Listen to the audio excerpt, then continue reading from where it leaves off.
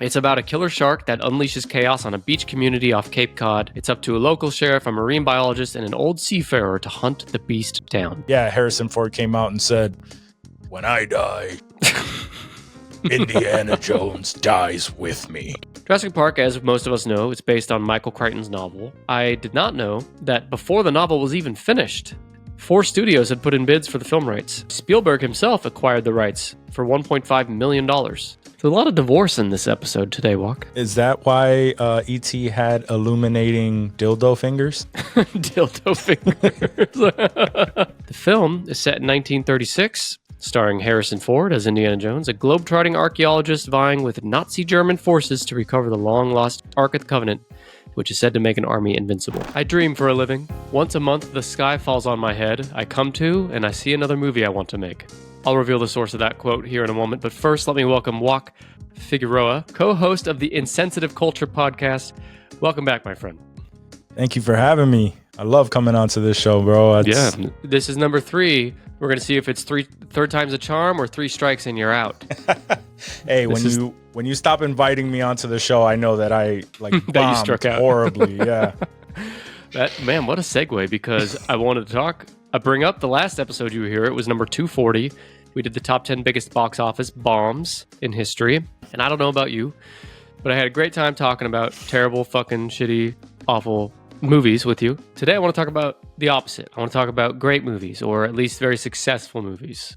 Ooh. So, Juac, I read a quote from someone at the beginning of this episode, and I would not be surprised if you didn't know who said that. But I'm going to ask you, if I were to tell you to name the most famous, respected movie director of our time, who comes to mind for that? Most famous, respected director? In modern history. Mm-hmm. Yeah, that's so subjective, but who do you think most people would name? Just name 2 or 3 people. Steven Spielberg. Nailed it. Maybe Martin. Yeah, Steven Spielberg. Yeah, nice. We're talking Spielberg. Yeah. That quote at the beginning was from Spielberg, and I would argue, even if someone out there would say Steven Spielberg isn't the best director, sure, he's definitely the most successful. And he's had the most longevities. He's been around since at least his first big hit was the 70s. Mm-hmm. And he's had very few misses compared to his hits. And most of his films are major cultural, iconic pieces. And so that's what we're going to talk about. We're going to talk about the top 10 highest grossing Steven Spielberg films of all time. Nice. I pulled this data from Business Insider, Box Office Mojo, pulled some notes from IMDb, Rotten Tomatoes, and Wikipedia. Now, before we get too far, let me remind the folks at home who Steven Spielberg is. He's a listener of the show. He's a listener of Insensitive Culture as well.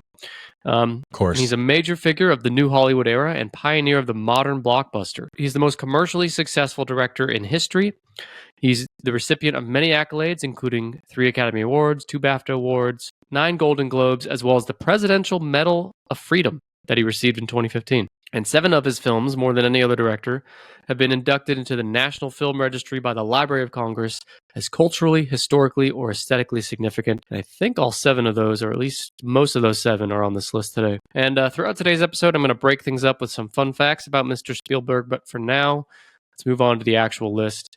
It's the top 10 highest grossing Steven Spielberg films based on global box office revenue using 2024 inflation. And that's important because this list would look different if we were not using inflation. So we're using all dollar figures that I talk about, from budget to box office, are all 2024 inflated. Okay.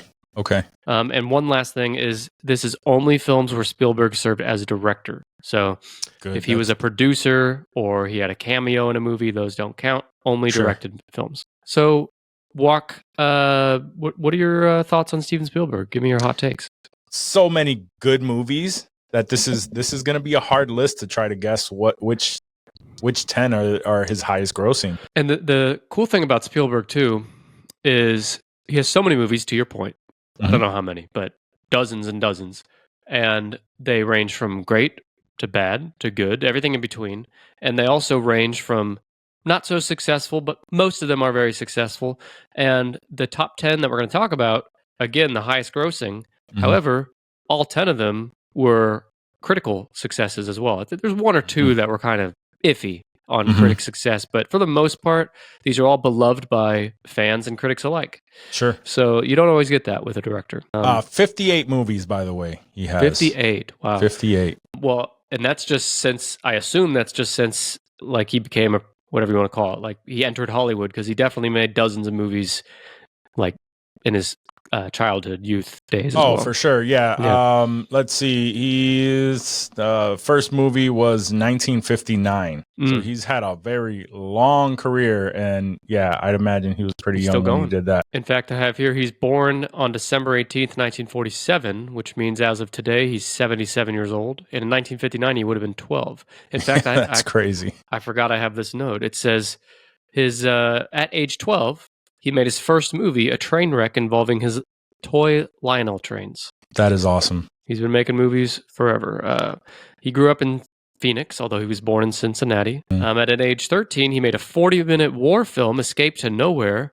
What a badass name, by the way. With a cast of classmates. The film won first prize in a statewide competition. Throughout his early teens and after entering high school, he made about 15 to 20 8mm adventure films as well. So he's just, you can't stop this man from making movies. You cannot. Not since he was 12. Yeah. If I was doing something since I was 12, you wouldn't be able to tell me a damn thing. No. The thing, too, is like back when Spielberg was 12 in 1959, the entire industry, the film industry, was completely different. The technology to make a film was completely different. So he's got, it's kind of like someone that was born outside of movies now, just in general life, someone born in the late 1800s and they died in 1985 and they saw, you know, the invention of the car and the phone and the television and all that. Spielberg kind of had that same sort of thing in the film making industry. Okay, I agree. Well, do you have a safe bet for a movie not to be in the top 10? What's a bomb from Spielberg? What's a bomb? I would have to say one of the more recent ones, maybe like, I don't know for sure. I don't know if it was a bomb. I haven't seen it yet, and I really want to, but I haven't made it there. And I'm sure a lot of people don't really know about it, but it's The Fabelmans, his most recent movie. I know it's not making this list. Did it bomb?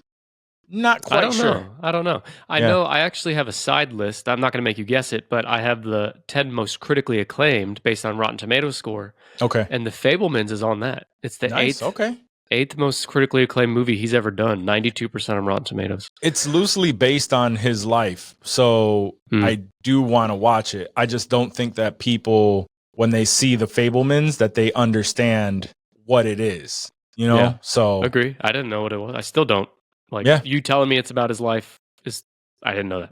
So it's I think he's kind of more into, I mean, I don't want to say artsy, but like, he's not in it for the money at this point. You know, he just wants to make movies that interest him. Yeah. Probably a hot take, but I talk about it all the time on our show. The Ready Player One was one of my favorite books.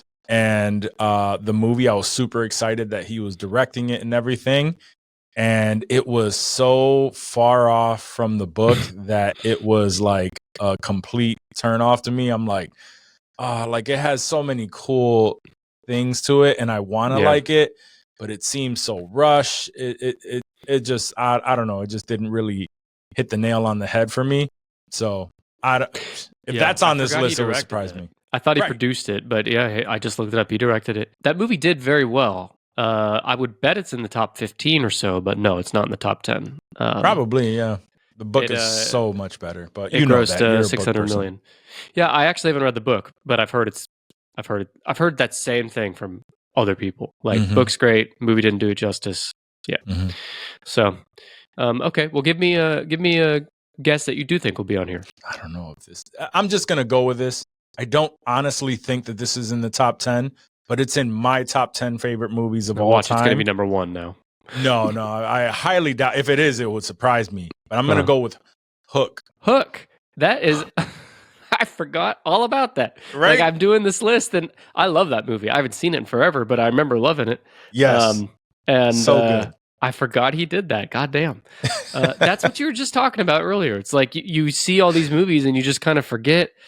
Spielberg, man, he is like as much embedded into American culture as like, it's not like people talk about Spielberg a lot. He's not like a gossipy celebrity. He's not the hot thing like a Taylor Swift, but like just he's everywhere. Like his it's hard to explain, but like his influence is seen everywhere. And so you kind of forget, like even movies like Hook, that was a great movie, but not in the top 10. Not in the top 10. All right. Now I'm curious though. Yeah. Hang on. Before you move on, let me look at it real quick. Sure.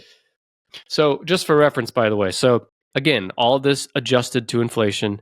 The number one movie on the top 10, $2.8 billion in box office, which is huge. And number 10, $969 million. Hook from 1991.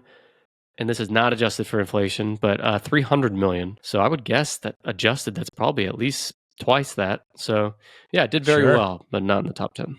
No, that was one of my favorite movies. Yeah. Now, for a more serious guess, we can't ignore his older movies. I'm thinking that at the top of his list is probably going to be his older, more iconic movies. And I have three in mind. It better not be number one. You got to save that motherfucker. No, I'm going to try to save it. So my guess is going to be Jaws. I knew it. I knew you were going to say number one right off the bat. You fucking son of a bitch. Really? Yes, I told you not to do it. You immediately did. Oh man. Son of a bitch. I was trying not to with that. No. I thought there were so many other ones that deserved the number one spot. To be honest, I was surprised too.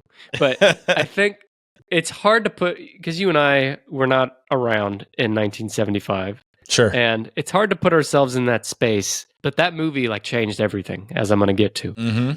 So it is number one.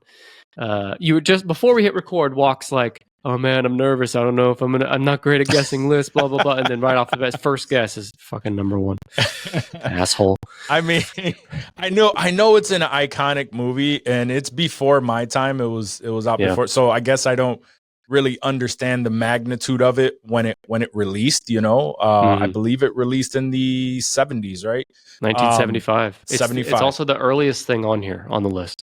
Right. Okay. That's good to know too. So I know that it has like this huge impact, and like fear of sharks like rose exponentially after this movie released. And so I knew it had to be up there. I am pretty surprised that it's number one. Yeah, I am too. I thought it'd be top 10 for sure, but I was surprised at number one. But right. It is adjusted for inflation at $2.8 billion on just a budget of $52 million. Wow. So huge success. And the studio did not have high hopes for it. And this was also before Spielberg was a proven commodity. It's about a killer shark that unleashes chaos on a beach community off Cape Cod. It's up to a local sheriff, a marine biologist, and an old seafarer to hunt the beast down. It was shot mostly on location in Martha's Vineyard in Massachusetts. It was the first major motion picture to be shot on the ocean, and consequently had a troubled production going well over budget and 3 times past its scheduled end date. And again, this is before Spielberg was a made man, so like the pressure's on for him. But you mentioned too that the fear of sharks kind of grew out of this movie. It is blamed for reduced beach attendance in 1975 and more reported shark sightings. And conservation groups have blamed this film for making it considerably harder to convince the public that sharks should be protected. Sharks are like the villains in our world. But I mean, again, it's before my time, and it has made its mark on me. I have a fear of the ocean. I have a fear of open water. What's that called? Thalassophobia. I have that. Sure. Yeah. You could have said fucking anything, and I would have been like, yeah. I don't know. The fear of like deep ocean, something. Yeah, like that. I don't like it either. No, I'll get in the ocean, but I do not wander far off from the shore. Oh. I don't think I'll. You won't even get in the ocean. No, I would love to take a cruise, and also I am deathly afraid of just being out in open water. So I don't know if I will ever accomplish that. Wow. I may, I don't know. That's my brain just works in a way where if anything's gonna go wrong, it's gonna happen while I'm there. So I'm just gonna avoid it. Well, if you were at the beach. Mm-hmm. If you're at the beach, like with your kids, Sure. Are you going to get in the water? Like even go wade into the water, like knee deep? No? Probably like knee deep. Okay. Maybe like waist deep or something like that. But because I know sharks don't swim that close to the shore, or at least Jaws usually. Didn't Jaws go way up there? I don't know, but I don't remember. But I know that the second you go in and it goes past your waist and it's like starts to hit the nips, like that's when you're gonna get got right there. Mm-hmm. Bruce is gonna come get you. Bruce is the name of the shark. Like not on the movie, but Spielberg nicknamed him Bruce. I'm sure a lot of people know that the shark was a mechanical shark. It often malfunctioned. There was no CGI. So because the shark was such a pain in the ass to film with, Spielberg decided to mostly suggest the shark's presence with ominous music from composer John Williams to indicate its presence, which turned out to be best for the movie anyway. Yeah, it worked. You don't have to see it. You don't have to see it to be scared by it. Yeah, and that's kind of a trope is the wrong word, but a trick that has been employed by a lot of other thriller and horror films since then is like, you don't need to see it. Probably. My last note on Jaws is that along with Star Wars, which came out 2 years later, Jaws was pivotal in establishing the modern Hollywood business model, which pursues high box office returns with simple high concept premises released during the summer in thousands of theaters and advertised heavily. Because prior to Jaws, the hit movies were not released in summer. That was seen as a dead time for theaters. And also it was a progressive release schedule where a film would slowly be released in new markets over time. Now it's like all theaters on day one and the most success is in the beginning. And that's the model built by Jaws that we still love and enjoy. We still love it today. It worked. I mean, if it works, especially in Hollywood, right? If it works, let's run it into the ground. I don't know. I think the summer blockbuster is still a thing. I think it's less of a thing than it was. Yeah. Nowadays, it's we're at a strange time because half of the audience are older, and we love the experience of going to the movie theater. We're used to it. It's a thing that we do. We're used to it, but because we're used to it, we tend to do that. Right. But with this younger generation, everything is streaming. And because everything is streaming, they prefer that. So the people who are used to going to the theaters, like that's starting to die down a little bit. So they don't know what the future holds for those who, I try to do my part. I take my kids to the theater. They still love the experience of going to the movies. They love their, their streaming services and everything, but there's still no experience for them like going to the movie theater.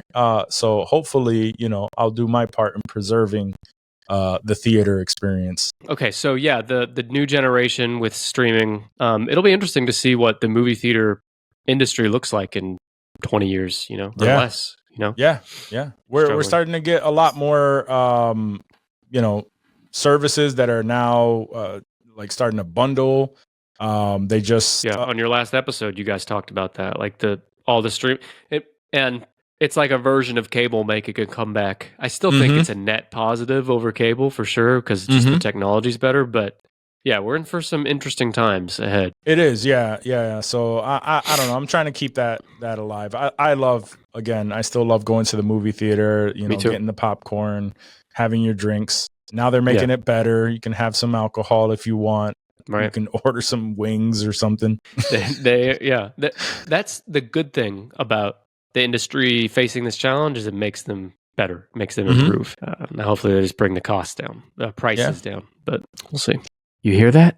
Shh. Listen. That's the sound of another ad interrupting your podcast episode. Is there anything worse than another ad? But life doesn't have to be this way, dear listener. You could be skipping this very ad right now. In fact, you could skip all ads on Tennis Podcast. All you need is about 10 seconds and you can live your life 100% ad-free. Take those 10 seconds right now and go to tennispod.com/plus. Go ahead, pause this episode and do it right now. At tennispod.com/plus, you can easily sign up to become a TennisPod Plus member. As a member, you'll never hear an ad ever again. But wait, there's more. Members also get access to about 70 exclusive bonus episodes that can't be heard anywhere else. But it's not just bonus episodes. members also enjoy the exclusive members-only podcast, The Bookbuster, where our own Dr. Buster puts his real-life psychology doctoral degree to good use as he reviews a new psychology or self-help book every month. All bonus episodes and Bookbuster episodes can be listened to right in the very app you're listening to me on right now. No extra apps or know-how needed. There are more benefits too, like free swag, monthly giveaways, blooper reels, and more. So what are you waiting for? Pause my voice right now, take 10 seconds, and go sign up. By the way, if you're an Apple Podcast listener, sign up in just one tap at the top of our Apple Podcast page. So start your free 7-day trial now at tennispod.com/PLUS or on Apple Podcasts. Or don't sign up at all and sit through more ads right now. The choice is yours. All right. That's Jaws, and just like Jaws took a big old bite out of a big-ass boat, I need you to take a bite out of your next guess. Okay, all right. Let's see. Next one on the top of the mind is probably going to be, I'm assuming, and this is the one that I thought was going to be number one, but since it's obviously not number one, I'm not gonna save it. But I would have to say Indiana Jones. Well, you have several Indiana Jones movies to choose from. Oh, which one do you think? Let's go with Raiders of the Lost Ark. Okay. The OG. So this is the part of the episode where we're just going to be in Indiana Jones world for a while, because there's 4 movies on this list that are Indiana Jones. So the first one, we're just going to knock them all out now. So the first one is Raiders of the Lost Ark. That's actually the highest one. It's number 5. Okay, that's what I assumed. I would hope that Raiders of the Lost Ark was the highest. Raiders of the Lost Ark is number 5. It was the first one from 1981. The 2024 inflated budget is $69 million, and its gross is $1.3 billion. So wow, did pretty well. Yeah. The film is set in 1936, starring Harrison Ford as Indiana Jones, a globetrotting archaeologist vying with Nazi German forces to recover the long-lost Ark of the Covenant, which is said to make an army invincible. Joac, how would you feel emotionally if I were to tell you I have never seen this movie? I'm surprised. I'm surprised that you have not. I haven't seen it in a long time. I'm not gonna lie. Indiana Jones was one of the movies as a kid. I remember watching them, but over the years, it's not a movie that I've really gone back to. So I kind of my memory on these kind of switches between, I forget which one was which. Yeah. And I want to say that the Last Crusade was the one that I saw the most. That's the third one, I believe, out of 5. Yes. Yeah. And I've never seen a full Indiana Jones movie, but I remember as a kid watching like scenes here and there when it was on TV. So and my original sidekick host, Brandon, was very into Indiana Jones, and he'd always give me a hard time about how I'd never seen them. But Indy, never seen it. But it was... Let me tell you how it was made. In May 1977, George Lucas vacationed in Hawaii to avoid any potential negative news about Star Wars, because Star Wars came out that year. It's funny to think of a world pre-Star Wars when no one knew if this thing was going to be successful or not. Anyway, so George Lucas, he invited Steven Spielberg to join him and his wife. And again, this is less than 2 years after Jaws. So they're both newly, making a name for themselves. So on a beach in Hawaii, George Lucas and Spielberg discussed their next project. Spielberg wanted to direct a James Bond film. I don't think he ever did that. Correct me if I'm wrong. No, I don't believe so. Yeah. George Lucas pitched him The Adventures of Indiana Smith, which became later Indiana Jones and Raiders of the Lost Ark. So the rest, as they say, is history.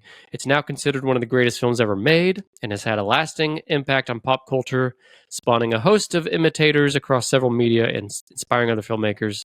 And Spielberg himself has said he considers this to be the perfect film in the series because he never wanted to modify or change anything about it. Yeah, I need to go back and watch that so I can remember this one specifically. But again, it falls into that category of it was made and released a couple of years before I was born. And if my dad didn't, my dad did, I think I mentioned it before, but my dad made sure that I had to watch the classics, being Scarface and Goodfellas and everything where people are just getting murdered, shot, and killed. What age would you say you were when you started watching those?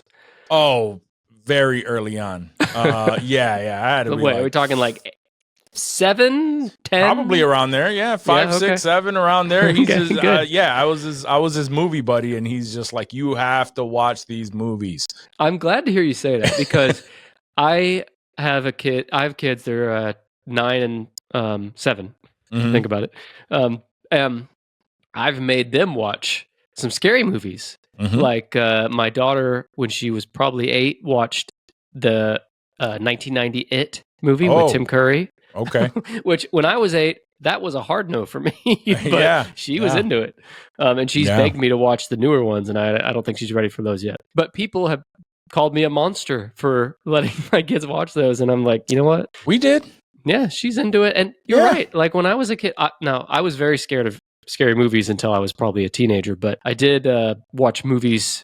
I watched rated R films when I wasn't supposed to, when I was like 8 or 9 years old. So yeah, it's just part of growing up. And I think, in some ways, I think kids are more sheltered on that stuff now, which is ironic given that they have so much screen access. I am dying to expose my kids to it because my son for a little while there had access to YouTube and somehow came across Pennywise. Yeah. And he would mention Pennywise and he would say these things and he, watch like little videos on Five Nights at Freddy and like he thinks those are scary. So Yes, because him mentioning Pennywise, I'm like you really want to see it? He's like, yeah, I want to see it. And I'm like, and his mother just put a hard no on that. Yeah. But if it was up to me, the next time she takes some sort of trip or something, he's going to be prepared for some sort of nightmares because because I'm going to expose him to it. Expose him to it. I have a cousin. When he was growing up, his mother was very into horror movies. He grew up watching horror movies, and his kids, and they were from like little kids. Their Halloween costumes are always Michael Myers. Like he holds a Chucky doll. Like he lets them watch these movies from the day that they were born, and they are like completely unfazed by it. So it's like, it just is what it is, man. I mean, people. Yeah, I'm on that team with you. Yeah. Which Indiana Jones do you think is next highest if Raiders of the Lost Ark was 5? I would have to say The Last Crusade. Temple of Doom. Oh, gee. You don't think it was the Dial of Destiny?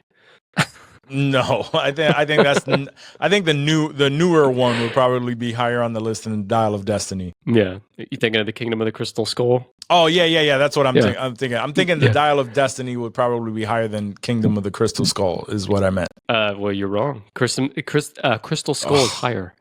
Really? Let's talk about that one. In fact, it's here. Sure. Top 10. It's number 8. It was released in 2008 on a $269 million budget, adjusted for inflation, 1.2 billion box office. So this is the most expensive movie we've talked about thus far. It's set in 1957 with Indiana Jones against Soviet KGB searching for a telepathic crystal skull located in Peru.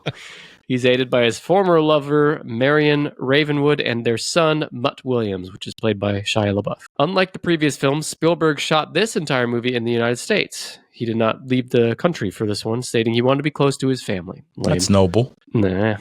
Indiana Jones and the Kingdom of the Crystal Skull is the last film in the franchise to be distributed by Paramount because the Walt Disney Studios acquired it in 2012. So the latest movie that came out last year, which is Dial of Destiny, it's the first one since this one, and it's the first one without Paramount, without Spielberg, without George Lucas. It was all Disney, and by the way, it bombed. Critically and financially. But about the Crystal Skull, Roger Ebert gave the film 3.5 stars out of 4. He said, it's the same old, but that's what I want it to be. I want goofy action, lots of it. I want man-eating ants, sword fights between two people balanced on the backs of speeding jeeps, caverns of gold, vicious femme fatales, and etc. He keeps going. Yeah, that's it. I didn't see it, but did you? I remember watching the Crystal Skull when it came out, and I did see the Dial of Destiny. I didn't think it was bad. I thought it was pretty good. It was one of those movies where the drawing people to the theater to watch old Harrison Ford jump, who I think was 82 or something at the time, right? Yeah, like he broke his ankle or something recording or filming Star Wars, and now he's going to be doing all of these these stunts, which I'm sure he did not. But no, I believe that even though I didn't see it, I read about it. Mhm. That pretty much any form of action, even like walking fast, was done by a body double. I And believe it. they had masks and stuff for the doubles to wear, and yeah, No, I don't thought know. it wasn't bad. I would have told him not to do it, but Yeah, I would have Juac told him liked not it. to do it either. I liked I liked the idea a few years prior to that being made that there was a rumor going around that it was going to be revamped and it was going to star Chris Like Pratt. a new actor. Yeah. Yeah, Chris Pratt was supposed to be Indiana Jones, and I would have been okay with that. I would have been okay with that too. I thought that was a very good idea. And then Harrison Ford came out and said, "When I die, Indiana Jones dies with me." So I'm sorry, Harrison, but there's no fucking way they don't make more of those after you're gone. Yeah. When you die, he will live on. Yeah.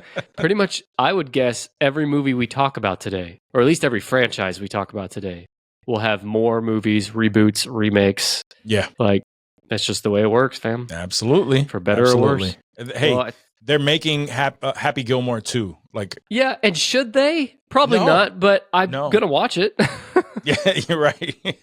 You're going to watch it, right? It's going to suck so bad. Yeah, I'm going to watch it. Yeah. And I'm going into it thinking that I'm going to completely hate it. So hopefully it'll be a pleasant surprise. All right. No Bob Barker, though. Although I would not be opposed to them digging his ass up and, making it happen. Oh, that would be great. My question is, because that they're going to rehash these jokes, who is he going to fight? That's like the new modern day Bob Barker. Maybe Drew Carey. Yeah, he's going to fight Drew Carey now, or Steve Harvey. I mean, that would work. That would be good. Yeah. I'd pay good money. You know how Netflix has like that Jake Paul, Mike Tyson fight coming up? Mm-hmm. Bro, I would sign away the rights to this podcast if I could watch a legitimate, like non-fixed, non-staged, legitimate fight between Adam Sandler and Steve Harvey, like MMA style fight. Like I want chokeholds and shit, Yeah, no, I want the shit talking. Mic them up. I want to hear it. I want to hear it. Can you imagine Steve Harvey? Yeah, like A, just being angry and trash talking at all, and B, what's he gonna say to Adam Sandler? And Show me what you got. Show me what you got, Adam. Eat my. Yeah. What is Adam saying? Suck my white ass ball. Suck my white ass, Steve. Stop looking at me, Swan. That was Billy Madison, but yes, hey, they are like spiritual sequels. Yes, they are. All right. Well, we got more Indiana Jones to talk about. Unfortunately, we'll make it quick. So what do you want to do next? Temple of Doom or Last Crusade? Let's go with Temple of Doom. All right, that's number 9. Okay. This is the second one. It came out in 1984 with an adjusted budget of $85 million and adjusted box office of $1 billion. It is in the film after arriving in British India. Indiana Jones is asked by desperate villagers to find a mystical stone and rescue their children from a thuggy cult practicing child slavery, black magic, and ritual human sacrifice in honor of the goddess Kali. Or is it Kali? I don't know.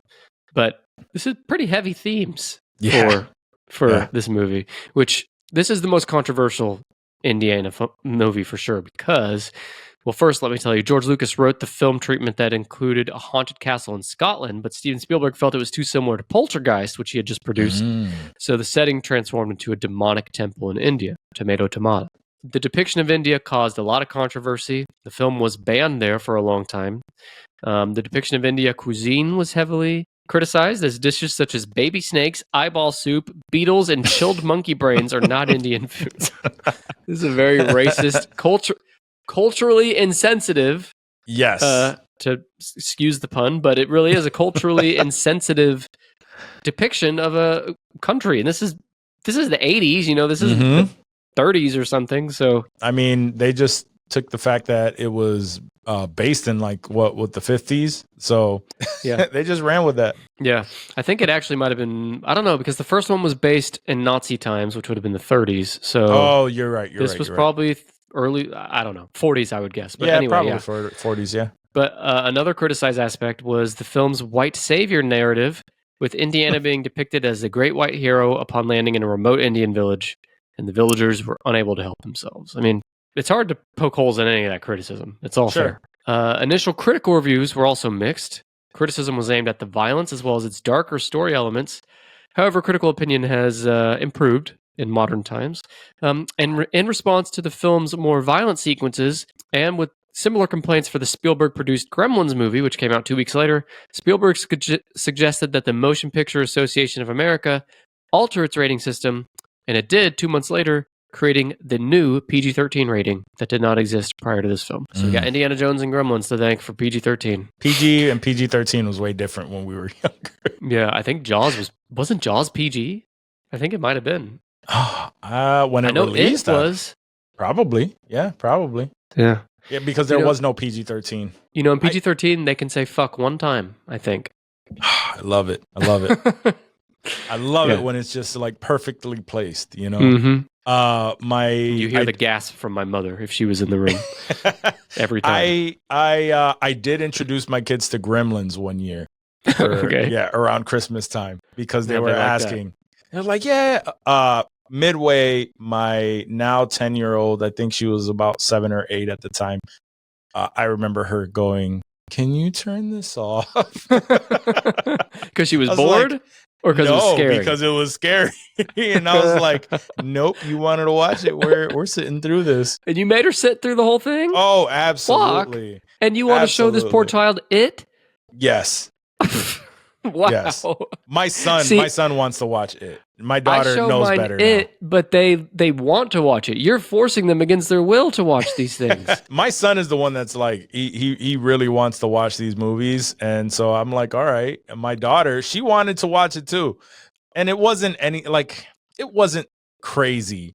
But you know, Gremlins, it's like fun, but there are some scenes that we forget about, you know, and they are or you see them people differently in your memory than when you. Yeah, they are attacking people. They are like, there's the inner window of them in the trench coat, just like flashing people and stuff. So,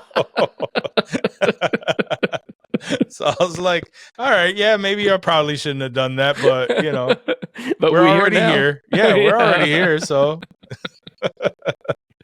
Oh man, I'd like to wish your daughter luck in the coming years of film torture that is going to be forced upon her. Yes. Yep. Okay, let's get through the last indie. I'll make it quick. It's The Last Crusade at number 7. This is the third one and the last one for, I don't know, until 2008. Came out in 1989 with an adjusted box office of $1.2 billion. Harrison Ford here again, but now his father's here, portrayed by Sean Connery. There's Nazis in this one. After criticism that Indiana Jones and the Temple of Doom received, Spielberg chose to make a more lighthearted film for this one. And so, some fun facts here. Petra's use for the movie's cinematic scenes greatly contributed to its popularity as an international tourist destination. Before the film's release, only a few thousand visitors per year made the trip, and since then it's grown to millions annually. You know, Petra, like the little like castles built into the mountainside.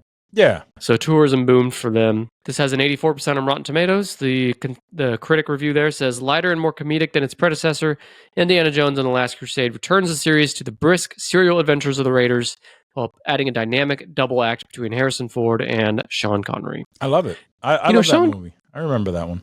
I don't, but I'll take your word for it. Sean Connery, his ass is still alive, you know. He is. He ducked out after I think it was the Me Too movement started to come at him a little bit. Yeah. That's one way to put it. Oh no, you know what? We're wrong. He died. Did he die? He died. Oh, whoops. So you weren't kidding when he said he bowed out. He's gone. He's not dealing with the Me Too movement. Oh, you are right. It was like right after he died that they announced his death, and then like the comments were just like pretty much saying good because this one clip had come out, of him saying something there. I remember we talked about it on the show like years ago, but I can't remember it exactly, but some quote where he like said he was okay with hitting a woman if she deserved it. Yeah. When she gets a little mouthy. Yeah. Even if you really think that, you should not think that. But if you do, just keep that shit to yourself. You're a fucking celebrity. Like, I don't know. But he died in 2020, by the way, at age 90. Okay. Yeah. He hasn't missed anything since he No, except since this he left. podcast. We're here Right. talking about him. Right? Yeah. Before you give more guesses, let me read you some more fun facts about the man Steven Spielberg. Sure. He made his theatrical film debut with the Sugarland Express in 1974. That's just a year before Jaws. Crazy. Wow. That was really fast success. He was in his 20s when he made Jaws. Sugarland Express. I never saw it. Yeah, I've never seen that either. I've never even heard of it. He co-founded Amblin Entertainment and DreamWorks. Amblin is that one that has the ET bike, like over the moon logo. And he has served as a producer for many successful films and series, including Poltergeist, Gremlins, Back to the Future, Who Framed Roger Rabbit, and Band of Brothers. He produced all those, did not direct. Yeah, I mean, the man has had his hands in so many classics, which he did direct a good amount of them. But production-wise, he's had his hand in so many things. Yeah, I forgot he was involved in Back to the Future. Like, yeah, that's in my top 10 favorite movies. So, and I knew that, but I forgot it. So, like, you're right. He's just kind of in everything. 5 is Raiders of the Lost Ark, and then 1 is Jaws, and we are finally done with Indy. So let's give another guess. Okay, so should I go with one that I know is on the list, or one that I'm gonna be pleasantly surprised? No, go out on a limb. Come on. All right. Let's see. Saving Private Ryan. That is a great guess.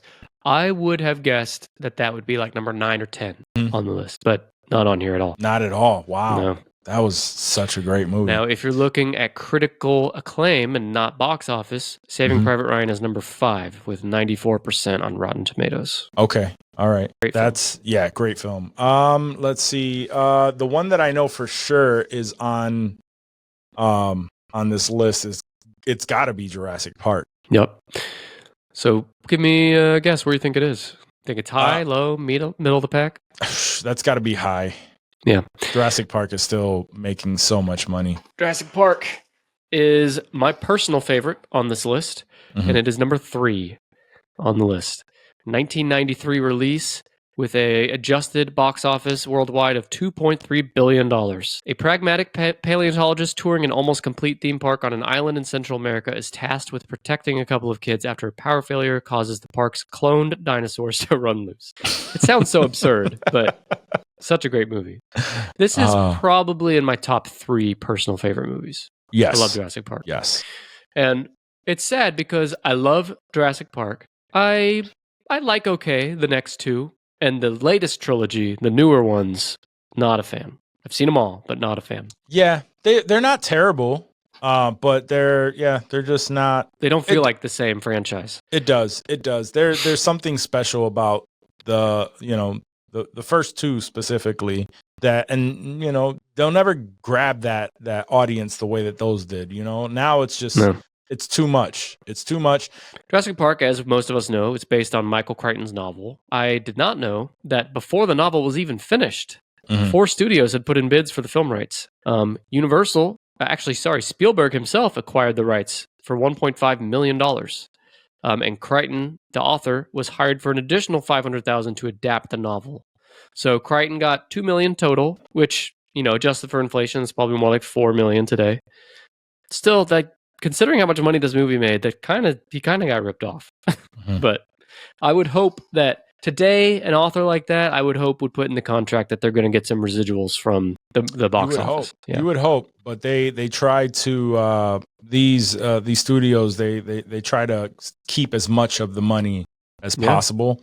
So they'll try every which way, and if you are someone who's just excited at the opportunity of seeing your book hit the silver screen, you will sign your rights away, and they will not do right by you, man. There's something to be said about like that first book. Like, yes, I know I should be making more money from this, but let's get this out there in a movie, and then the next book will be the big one. So I kind of get that strategy, but it's a slippery slope because if you let them take advantage of you the first time, then... And not only that, but you don't know. So you want to make sure that you have all of your ducks in a row. Like, it's great that, you're going to be able to see this on the big screen, but something like Jurassic Park, especially the first one, right? If the first one wasn't so successful, then, who's to say that the first one is successful and then the second one isn't? Right. So, you just don't know. So you want to make sure you get paid top dollar you get for your pay, everything. Yeah, you got to make sure, man. Juac, will you represent me as my agent? Because you seem like absolutely. you seem like you got this down. Absolutely. Well, yeah, everything Juac said, I agree, spot on. Now, one great thing about Jurassic Park is the special effects hold up to this day. And it's incredible because it's mostly practical effects. Now, there is CGI. Jurassic Park pioneered the use of CGI and is considered to have paved the way for the special effects practice of modern cinema. Now, there's good and bad in that, right? CGI is overdone, we all agree.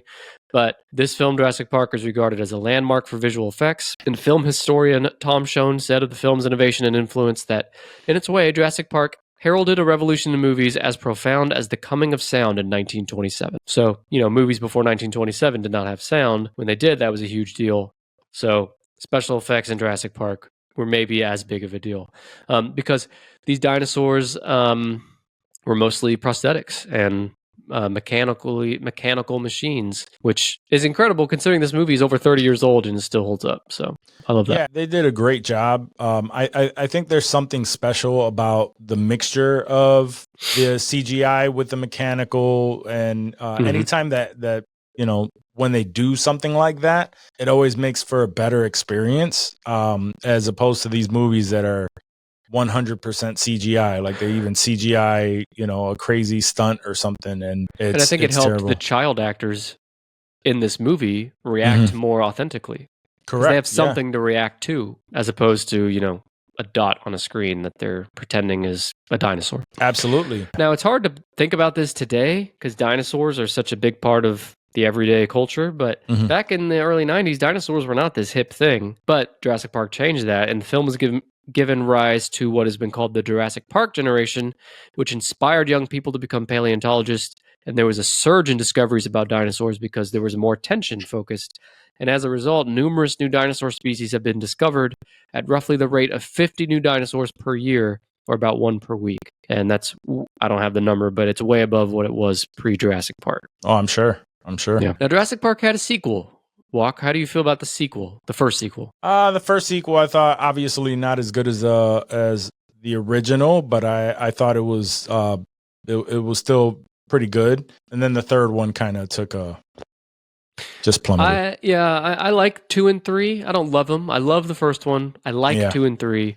Yeah. And the next 3, which are Jurassic World, like you said, they weren't terrible, but I don't need to see them again. Yeah. But The Lost World, which is the first sequel, is on this list. It's the only other Jurassic Park on here because it's the only other one Spielberg directed. And it is number 6. It came out in 1997 with an adjusted global box office of $1.2 billion. This one's also loosely based on Michael Crichton's 1995 novel. After the original novel's release and the first film's success, fans pressured Crichton for a sequel. Following the book's publication in 1995, production began immediately on the film sequel. Hey there, listener. Do you enjoy the Tennis Podcast? Of course you like it. Otherwise, then what the hell are you doing here? And since you enjoy the Tennis Pod, I'm asking you to do me, Dr. Buster, not Nick. I know you wouldn't do it for Nick, but please, please, please just do me a simple favor. Pause the episode right now and rate Tennis Podcast 5 stars on your podcasting app of choice. Is that Spotify? Is it Apple? Is it Good Pods? Is it whatever the hell else? I don't even know. There's like 100 different podcast hosting sites now. And so many other apps have a quick and simple way to rate the Tennis Pod 5 stars with just one tap. You do not even have to tap it 5 times to get 5 stars. Only one tap. I mean, come on. How much easier can we make it? It might not seem like much, but it really helps us out. And if you're feeling extra cheeky, then hey, write a quick review too. Your reviews help other people discover our show and gives you a chance to let Nick know that Dr. Buster is your favorite sidekick host. Take a few seconds to rate and review Tennis Podcast now. It's so easy, but very much appreciated. We want to say thank you for everything that you all do to support the show. Thank you very much. Some fun facts are the 2 models of the T-Rex again, were real mechanical prosthetic dinosaurs. They each weighed 9 tons each. Due to their weight, the crew constructed sets around the dinosaurs instead of having to move the dinosaurs to sets. Crazy, right?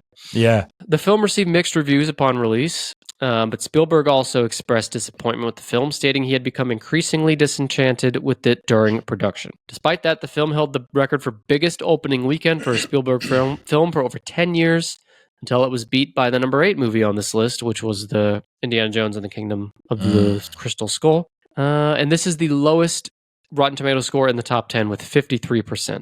The critic review there says, "The Lost World demonstrates how far CG effects have come in the 4 years since Jurassic Park. Unfortunately, it also proves how difficult it can be to put together a truly compelling sequel." It was hard to live up to the first one. I mean, It was. just call it like it is. It was. Yeah. All right, so you just need 10, 4, and 2. 10, 4, and 2. And all 3 of them, I'm realizing, have to do with aliens. Okay, all right. Well, that's a good All 3 one of them. because I was because it's making it.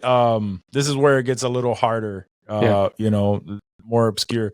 Because I was, you said they all have to do with aliens. I was gonna guess Schindler's List. That's a great guess. Yeah, I thought it'd be on here too. But I think that's more of a critically acclaimed it's movie. his second highest critically acclaimed movie, 98% on Rotten Tomatoes. No aliens in that one. It's been a minute since I've seen it, but I don't think there's any aliens in that one. No aliens in that. Let's see.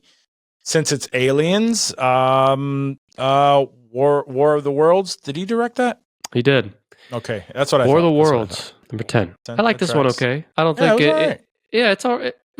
The way you just said that is perfect. Yeah, it's all right. It seems out of place next to Jurassic Park and I agree. Raiders of the Lost Ark and number 2 and Jaws. So I don't know. It's good, but it's not that good. Yeah, it's not that good. And like their reasoning for making it, I don't think it would have struck a chord with anyone at the time, because I know that it was, I forgot the person who did it, but it like caused a mad frenzy back in the day when during the radio times where people would sit around the radio and I forgot his name. H.G. Wells. H.G. Wells, yes, where he read this and everyone thought that it was a real alien. They thought it was a real thing. Yeah. Crazy. But it's hard to doubt them because I don't think there was fiction on the radio at the time. I could be wrong, but it was definitely a new kind of concept. But yeah, so you said it. It's based on H.G. Wells' novel from 1898. Not sure if it was him or was it Orson Welles? Is that a name that might have read it on? Am I making that up? Orson Welles was his son. Innovative work in film, radio, and theater. I believe H.G. Wells wrote it and Orson Welles read it on the radio. Yeah, he did the radio adaptation. Okay. Anyway, so it's based on that 2005 release, and its adjusted box office is $969 million. It follows an American dock worker who must look after his children as he struggles to protect them and reunite them with their mother when extraterrestrials invade Earth and devastate cities with giant war machines. It stars Tom Cruise, Dakota Fanning, Miranda Otto, and Tim Robbins. Now, in order to keep the realism for the film, the usage of CGI shots and blue screen was limited, with most of the digital effects being blended with miniature, and live-action footage. So I didn't know there was miniatures in this. I'd like to see that. Yeah, I didn't know that behind-the-scenes either. footage. I like that nowadays we see more of that stuff, like how these movies were made. Now that you're saying about the miniatures, that's piquing my interest. I'm gonna go and search to see if we can find some behind the scenes. I'm sure there is. I didn't look, but I'm gonna go look tonight too because I'll bet there is. And that because I've seen this movie a couple of times and I couldn't pick out the scene where that is. Like they did it very well because you wouldn't be able to tell. I couldn't tell. It has a 75% on Rotten Tomatoes, and the review there says Steven Spielberg's adaptation delivers on the thrill and paranoia of the classic novel while impressively updating the action and effects for modern audiences. But not without its controversy, because according to Vanity Fair, Spielberg's relations with Tom Cruise were poor during the film's release because Spielberg believed Cruise's antics at the time, such as the recent erratic appearance on the Oprah Winfrey Show where he jumped on the couch, that had hurt the film. And also, a doctor whose name Spielberg had given to Cruise was picketed by Scientologists. So, dude, mixed feelings on Tom Cruise. He's a great actor, but he has a lot of baggage. Yeah, I say it all the time. I really want to hate Tom Cruise movies, and every single time I drag myself to watch a Tom Cruise movie, I hate the fact that I love it so much. Yeah. Because he is such an odd dude. And I'm like, damn it, this movie it's another really good movie, man. And I I've just given up on hating Tom Cruise. I don't like his views. And I think he's very weird. He's a strange guy. Yes. But his movies, for lack of a better term, his movies slap. They do. Most of them do. And for more on Tom Cruise, listen to our past episode on the top 10 best Tom Cruise movies. But I thought War of the Worlds was another good one from him. But let's take a step back. I'm going to tell you more about Steven Spielberg. Did you know, Walk, that he married actress Amy Irving in 1985? They have a son named Max, but they divorced just 4 years later in one of the most expensive divorces in history. By the way, when I read that, this is true. I took that, I copied it into an email, I sent it to myself so I would remember to do a list in the future on the most expensive divorces in history. Oh, yes. That sounds interesting. That sounds very interesting. So look for that coming soon. Now, after that divorce, Spielberg married actress Kate Capshaw in 1991. They're still together, I think. They have 5 children. But in 2001, Spielberg was stalked by a conspiracy theorist and former social worker, Diana Napoles. She accused Spielberg and actress Jennifer Love Hewitt of installing a mind control device in her brain and being part of a satanic... Why are you laughing? This is serious. And for being part of a satanic cult. She was committed to a mental institution and pled guilty to stalking. She was released on probation. I'm surprised she was released. Or, well, I don't know. Maybe I'm not surprised, but she had a restraining order against Spielberg and Hewitt. Random pair. Hewitt and Spielberg, I don't think they've done a movie together. Yeah. I don't think so. Well, that's so strange. People are crazy, man. Have you ever been stalked because of your proven involvement in a satanic cult? No, but fingers crossed that I make that list for someone. Someone devotes that much time. Someone cares enough to stalk you. that means that I'm getting a lot of listeners on our show, and that they're stalking me and plotting my demise. You take the bad with the good. Yeah. And that's Insensitive Culture, available where all podcasts can be found. One random last note on Spielberg is he has a 300-foot or 91-meter yacht worth $250 million. Listeners, you're going to have to watch the video version of this on YouTube because it walks fucking eyes. I was like, what are we talking about here, man? a 91-meter yacht worth $250 million. That is that's a big yacht. Anything of that size is big. We can agree. Yes. All right, you just need number 4 and 2, and they're both alien related. Let me tell you, number 4 was before our time. Okay, so then I probably will not guess that. But I'll see the one that is a part of our time, and it was a huge part of our childhood. Has to be the Reese's Pieces loving E.T., the Extra-Terrestrial. E.T., the Extra-Terrestrial is another one. I was saying, like Jurassic Park, with Jurassic Park, like if the average film critic out there were to put together 10 movies that everybody should watch, Jurassic Park would be on there, and I'll bet E.T. would be on there. And it is on here at number 2 with the adjusted gross box office of $2.6 billion. On a budget of just $36 million. I believe this is the cheapest movie in the top 10 from a budget standpoint. So yeah, it's number 2. It's about a troubled child who summons the courage to help a friendly alien escape from Earth and return to his home planet. Now, the film's concept was based on an imaginary friend that Steven Spielberg created after his parents' divorce. Oh, that's sad. That's sad. Let's pause for a minute. There's a lot of divorce in this episode today, Walk. Is that why E.T. had illuminating dildo fingers? Dildo fingers. They do light up. Yeah, I wonder if they vibrate as well. Yeah. Have you seen those things? Like, of course. I know that you've seen it because, like, as a child, we see it and it's just like, oh, E.T.'s fingers. But now, as an adult, if you look up his fingers, they look odd, man. They do. They do. They do look odd. What's cute about E.T. is his face, maybe his fingers too, but for sure his face was inspired by those faces of Carl Sandburg, Albert Einstein, and Ernest Hemingway. Which I'm like, why, what, how? I don't know. That's hilarious that Okay. No CGI in this one either, because No? a team of puppeteers controlled E.T.'s face with the animatronics. Most of the full body puppetry was performed by a 2'10" tall stuntman, who we love and respect his work.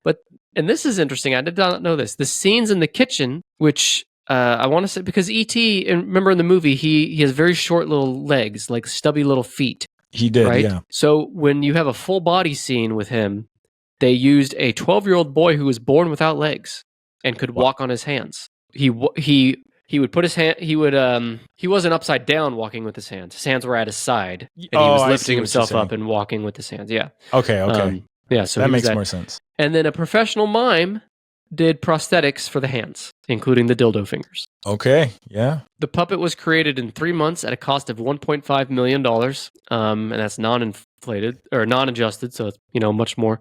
Spielberg declared that the puppet was something that only a mother could love, which I thought was unkind to poor E.T. Steven Spielberg shot most of the film from the eye level of a child to further connect with Elliot and E.T. And I love those little tidbits. Like, as a viewer, you're really not thinking about that. Like, you're not consciously aware of that. But subconsciously, it helps put you in the right mindset. Yes. And it's that's like a sign of brilliance to me in a director. Yeah. Just something little like that. I just thought that was really interesting. Yeah, and anything you can sell to children, it's guaranteed moneymaker. Speaking of, children love candy, and Mars Incorporated was approached first to use M&Ms in the movie, but they refused because they were afraid E.T. would frighten children. They were probably right on that front, by the way. But the Hershey Company did give the green light for Reese's Pieces, and the product placement resulted in a huge increase in sales. Yes. So I think they were right on that one. I'm still kind of upset. I think, hasn't Reese's Pieces since been discontinued? No, man. I just ate those some bitches the other day at the movies. Really? Yeah. I'm going to have to get some. I haven't seen them at the movie theater at all. They're so good. Yeah, well, they're at my AMC. They were there. So okay. I'm going to look for them next time. Dude, Reese's Pieces, those are dead. I'd take Reese's Pieces over M&Ms. Yeah, absolutely. Yeah. And then the fake the M&M version, the peanut butter. No, they can get that shit out of here. I like those too, but they don't compare. No, they don't compare. If they're side by side with the Reese's Pieces, Reese's Pieces every time. And by the way, not to plug another thing, but I did a bonus episode on Tennis Pod Plus where me and Daniel Zaffron did a movie theater candy draft where we drafted candy in a movie theater. That was a lot of fun. You should listen to it on Tennis Pod Plus, but I'm pretty sure I picked Reese's Pieces. But yeah, and E.T., by the way, on the list of the most critically acclaimed movies is number 1 with a 99%, almost unheard of, 99% on Rotten Tomatoes. Okay. Young Drew Barrymore. Still, I haven't seen the movie. I haven't gone back and seen that movie in so long, but I watched it so many times as a kid that it's ingrained in my brain. Same here. I had not watched it since I was maybe 10, and then I watched it like a year or two ago. And it held up. And also, the beginning scene, like the music and like the vibe and the atmosphere and the little alien running for his life, like it's intense. Especially for a kid, but it's a very good movie. Yeah. So all you have left now is number 4, and you don't seem like you're going to guess it. No. Can you give me a hint? Yeah, let's see. It came out in 1977. There's no bigger hint than the fact that it has aliens. Let's see. It has to do with UFOs. Okay. Are you familiar with J. Allen Hynek, the ufologist? No. Okay. I'm just gonna tell you, it's Close Encounters with the third kind. Oh, never seen it. Yeah, I haven't seen it. I've definitely heard of it. I've heard of it. Yes, I have heard of it. It's number 4. I think it's for our modern generation. I think it kind of just fell off. Somehow we missed it, but the generation before us, it was a huge hit. It came out in 1977 and has a gross box office of $1.6 billion. It's the story of Roy Neary, an everyday blue-collar worker in Indiana, whose life changes after encounter with a UFO. Now, the film was partly inspired by an experience from Spielberg's childhood when, without advance warning, his parents rushed the children into their car one night, drove to an area where many others were gathered, and watched a spectacular meteor shower. So that's cool. His parents divorced and traumatized him to the point of needing an imaginary friend, which inspired E.T. But before that, they inspired this movie with a meteor shower. That's cool. So I mentioned J. Allen Hynek. He is called the father of ufology. He's he's the one who coined the phrase third kind, which third kind of contact is a person seeing a UFO. Okay. So he coined that phrase. So he was the UFO consultant for this film. He worked with the U.S. Air Force and Project Blue Book. He said of the movie, quote, "Even though the film is fiction, it's based for the most part on the known facts of the UFO mystery, and it certainly catches the flavor of the phenomenon. Spielberg was under enormous pressure to make another blockbuster after Jaws, but he decided to make a UFO film. He put his career on the line." I'm going to have to watch it. I find it, for some reason, I find it hard to watch movies that are like before my time. I do too. Yeah. So I'll have to watch it, but that makes sense. I think a lot of people have that, but get this. I have a old friend. I haven't talked to him in a long time. He told me once that he will not watch a movie if it's set in an old time. Interesting. Like a Western or a movie that's set in the 60s or Back to the Future. He told me he won't watch them. See, and I say, you're a fucking idiot to that guy. You're missing out on so much. Yeah. That is stupid. Like me and my buddy talk about that on the show. We've talked about it a few times. Me and Blazer, I thought I was alone in this thought of like Westerns and like how I can't get it out of my head how much these people have to smell. Well, as you're I'm not watching wrong. this. Yeah, and then they'll have like these sex scenes and stuff like that. And I'm just like, oh, these people have to smell so bad. Bro, And he shared Game the of Thrones sentiment and with shit? me. Yeah, exactly. Yeah, They're I just always like think about getting that. it on in the most random places. It's like, bro, how long is it? Like they have to bathe once a month. So those timepieces, like those time periods, it doesn't stop me from watching it, but it is distracting. Yeah. For me to go back and be like, oh man, these people have to smell so bad. They were still shitting in the street back in the Western times. So for real. Yeah. My last thing on this movie is that the U.S. Air Force and NASA declined to cooperate on the film, and NASA sent a 20-page letter to Spielberg telling him the film was dangerous, which Spielberg said he knew he was onto something when he got that.